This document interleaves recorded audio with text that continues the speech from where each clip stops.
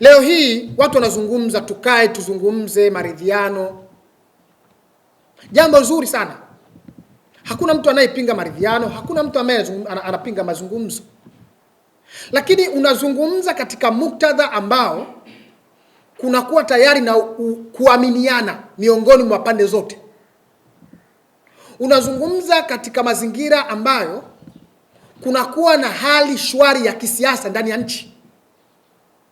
Unazungumza katika mazingira ambayo mawimbi ya bahari yanakuwa yamepungua kupiga.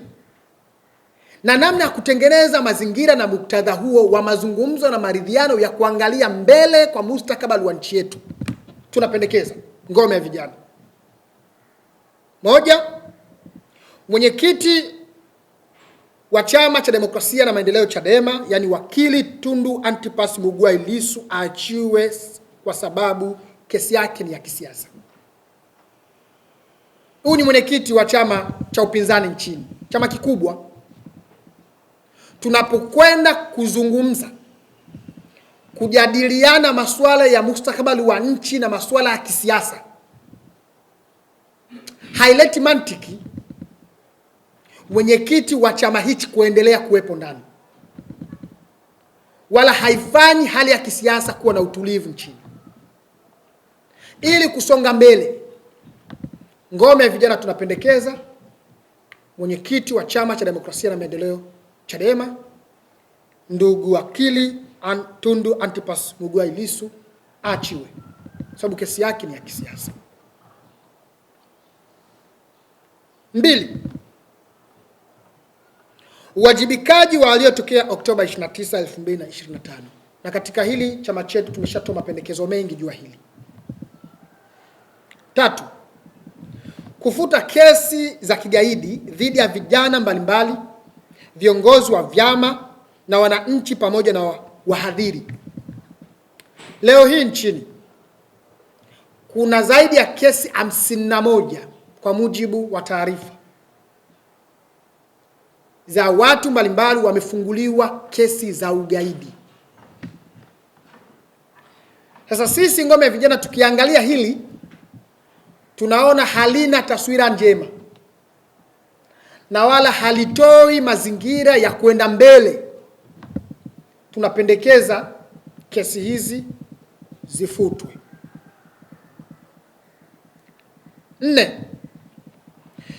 tunapendekeza kutumia wapatanishi kutoka Umoja wa Afrika au Jumuiya ya SADC katika kufanya mazungumzo ya namna ya kwenda mbele kutokana na mkwamo uliopo, ikiwa ni pamoja na kuhuisha mchakato wa katiba mpya. Kwa nini tunapendekeza wapatanishi? Kitu kinachokwamisha maridhiano, kitu kinachokwamisha mazungumzo, si kwamba watu hawataki maridhiano,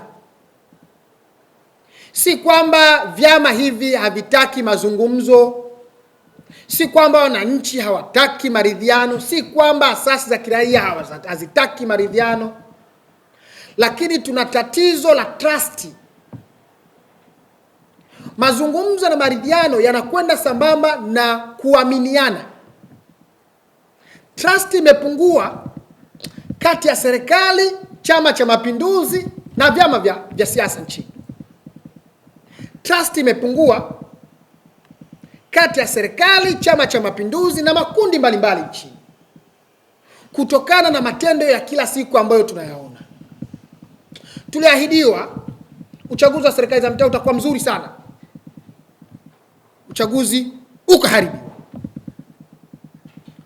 Tuliahidiwa kwa kauli nzuri sana za majukwani kwamba uchaguzi wa Oktoba 2025 utakuwa huru na haki. Hakuna kilichotokea. Uchaguzi ulivurugwa nchi nzima.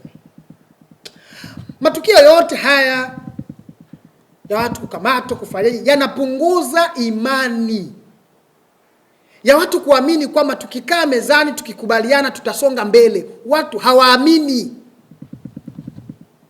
Chama cha Mapinduzi ni chama ambacho kitakuchekea, lakini inapofikia kwenye nafasi ya madaraka na mamlaka, huwa hawacheki na mtu, hawacheki na mtu kabisa.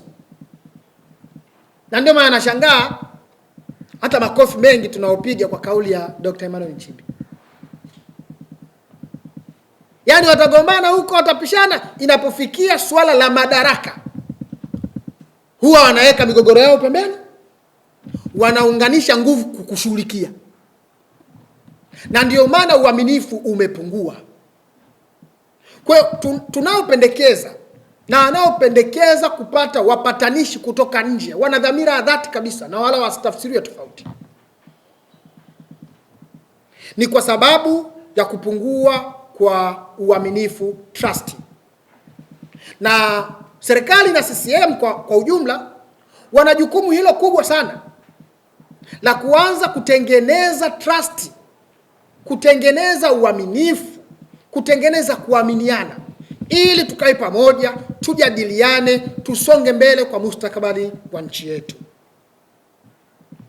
5, ratiba ya utekelezaji wa mchakato wa katiba mpya itolewe, iwe wazi, mchakato utawaliwe na dhamira ya kweli. Ya problem ambayo tuna moja tu ni dhamira. Dhamira, nia thabiti kwa maslahi na mustakabali wa taifa letu, ili kupata katiba bora itakayoimarisha uwajibikaji, demokrasia kwa ujumla, chaguzi huru na haki, utawala wa sheria, kulinda haki za watu na kujenga taasisi imara na madhubuti. Mapendekezo yetu haya ni muhimu kwa sababu hatua hizi zitarejesha matumaini na zitakuwa ni mwanzo mzuri wa kuaminiana kwa makundi yote kama njia pekee ya kwenda mbele na kuliponya taifa letu. Nirudie na kusisitiza, makundi yote, wananchi wenzangu, vijana wenzangu, vyama vya siasa vyote nchini, asasi za kiraia, viongozi wa dini, wana taaluma, wana harakati, tuunganishe nguvu zetu, wananchi wote, bila kujali tofauti zetu ndogo ndogo na itikadi zetu, kuendelea kuhimiza na kushinikiza serikali ambayo imeonesha kutokuwa na dhamira ya dhati ya kuhuisha mchakato wa katiba mpya, ili mchakato wa katiba mpya uanze sasa, tupate katiba kwa mustakabali wa nchi yetu.